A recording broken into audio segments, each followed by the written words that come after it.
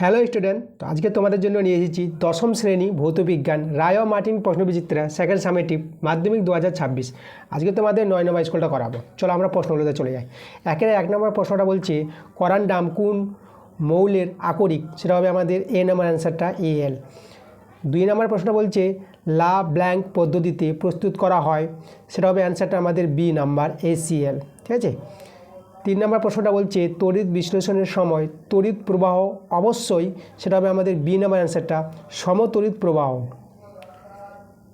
4 number রোধের মাত্রীয় সংকেত, সেটা আমাদের জানতে চেয়েছে। তো রোধের মাত্রীয় সংকেত যেটা হবে সেটা অ্যান্সারটা হবে আমাদের সি নাম্বার অ্যান্সারটা।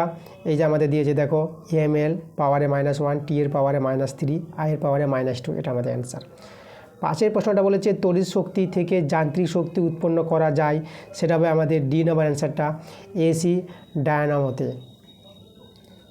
আচ্ছা, এবার আমরা চলে যাব 6 নম্বর প্রশ্নে। 6 নম্বর প্রশ্ন বলছে তাপীয় রোধের এসআই একক হলো। দেখো, তাপীয় রোধের এসআই এককটা আমাদের হবে, সেটা অ্যান্সারে আমরা চলে যাব, সেটা হবে আমাদের ডি নাম্বার অ্যান্সারটা। এই যে দেখো, K.W⁻⁻1, এটা আমাদের অ্যান্সার। চলে যাব আমরা 7 প্রশ্নে।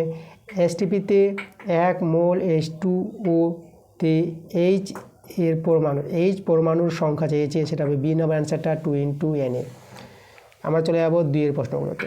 দেখো, 1 প্রশ্নটা আমাদের বলছে ক্যালসিয়াম কার্বনেট ক্যালসিয়ামের শতকরা পরিমাণ কত, সেটা হবে 40%। এবার 1 যে অথবাটা আছে 8 গ্রাম মিথেন অণুর সংখ্যা চেয়েছে আমাদের, সেটা হবে 3.011 × 10⁻23। 2 নম্বর প্রশ্ন বলছে আদর্শ গ্যাসের ক্ষেত্রে আয়তন গুণাঙ্ক ও চাপ গুণাঙ্কের অনুপাত কত, উভয়ই 1-এর সমান হয়। 3 নম্বর প্রশ্ন বলছে শূন্যস্থান পূরণ করো।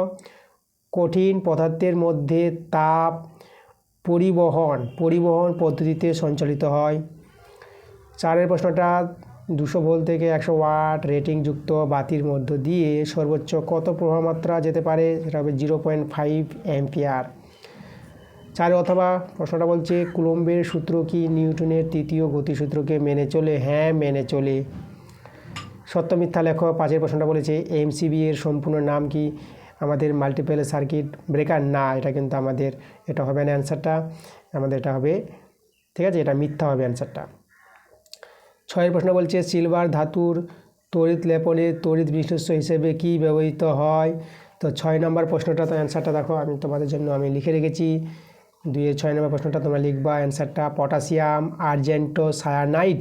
ঠিক আছে, এই দেখো পটাশিয়াম আর্জেন্টো সায়ানাইড, যার সংকেত হচ্ছে কে। ঠিক আছে, আর বন্ধুর মধ্যে আছে AG, প্রথম বন্ধুর মধ্যে CN2। ঠিক আছে, এটা আমাদের সংকেত পটাশিয়াম আর্জেন্টো সায়ানাইড এর সংকেত। আচ্ছা, পরের প্রশ্ন আমরা চলে যাব। এরপরে দেখো আমাদের প্রশ্ন আছে 2-7 নম্বর, শূন্যস্থান পূরণ করো। গাঢ় H2SO4 এর তড়িৎ প্রবাহিতা লঘু H2SO4 অপেক্ষা কম হয়। অথবাটা কী বলছে দেখো, 7 অথবা সোনার তড়িৎ লেপনে তড়িৎ বিশ্লেষ্য পদার্থ হিসেবে কী ব্যবহৃত হয়, পটাশিয়াম অরোসায়ানাইড, যার সংকেত এই দেখো কে, তার বন্ধের মধ্যে আছে AU, আবার প্রথম বন্ধের মধ্যে আছে CN2। আমরা চলে যাব পরের প্রশ্নে। দেখো আমাদের এবার বলেছে এই যে 2-8 নম্বর প্রশ্নটা, তৈলচিত্রের সাদা রং পুরনো হলে কালো হয়ে যায় কিসের জন্য, তার অ্যান্সারটা হবে এটা, এই যে PBS, তাই না, অ্যান্সারটা কিসের জন্য, PBS, যার নামটা হচ্ছে লেড সালফাইড PBS। 2-9 নম্বর প্রশ্ন বলছে থার্মিট পদ্ধতিতে বিজারক হিসেবে কি ব্যবহৃত হয়, তোমরা অ্যান্সারটা লিখবা অ্যালুমিনিয়াম। এরপরে বড় প্রশ্নগুলো আছে, বড় প্রশ্ন তোমরা বই থেকে পেয়ে যাবা, আমি তোমাদের অবজেক্টিভ টাইপের প্রশ্নের অ্যান্সারগুলো করে দিলাম। পরবর্তী ক্লাসটা তোমাদের যে 10 নম্বর স্কুল খুব তাড়াতাড়ি চলে আসবে।